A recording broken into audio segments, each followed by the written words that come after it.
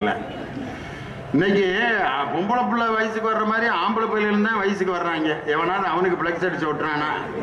ஆம்பளை பையிலும் வர்றான்ல, அவன் எப்படி காட்டி கொடுப்பான்னா 10-12 வயசு வரைக்கும் அம்மா அம்மா அப்பா அப்பா இல்லப்பா அப்படின்னுட்டு இருப்பான். அவங்க அப்பா பிச்சிருவேன், சரிப்பா பயந்துகிட்டு இருப்பான். திடீர்னு குரல் மாறும் பார்த்துருக்கீங்களா ஆம்பளை பிள்ளைகளுக்கு? அப்பா அப்படின்னா அதுதான் உங்க அப்பனுக்கு அபாய அறிவு.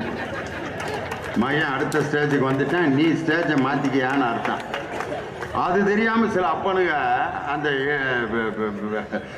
குரல் மாறின 11th 12th படிக்கிற பயல கூப்பிட்டு வடாங்க விடாப்பட்டு வர்ற வர்றோம்ல பெண்ண அப்படின்னு.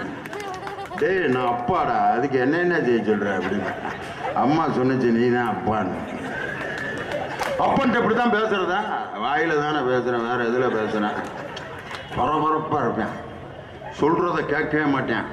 அவன்கிட்ட மட்டும் அட்வைஸ் பண்ணி பாருங்க, கொன்னே விடுவாங்க நம்மள்கிட்ட. 1962 என்ன 62 சொல்லு, திருப்பரங்குன்றத்துல நடந்து வந்து படித்தேன். தானே சொல்றேன், 62 தடவை சொல்லிட்டாரு. அப்துல் கலாம் மாதிரி நீ இருக்கணும்னு ஆசைப்பட. அப்துல் கலாம் மாதிரி நானு நீ இருந்திருக்க வேண்டியானா? அவர் உண்டு, அவர் ஆராய்ச்சி உண்டுன்னு கல்யாணம் பண்ணாம இருந்தாரு. நீ எங்க அம்மா கல்யாணம் பண்ணி என்னைய பெற்று விட்டு என்னைய அப்துல் கலாம். ஐயோ நீ யாரு மாதிரி வேணாலும் இருந்து தொலைடான்னு.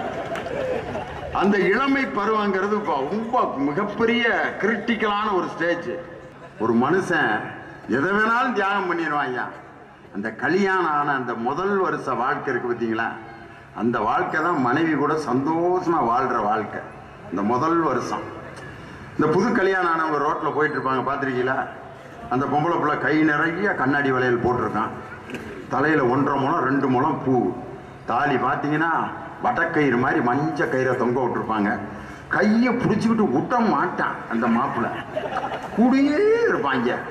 பேச்சுவார்த்தையெல்லாம் ரொம்ப பாசமா இருக்கான். தங்கம் செல்லம் கொடைக்கானல் போலாமா குட்டிமா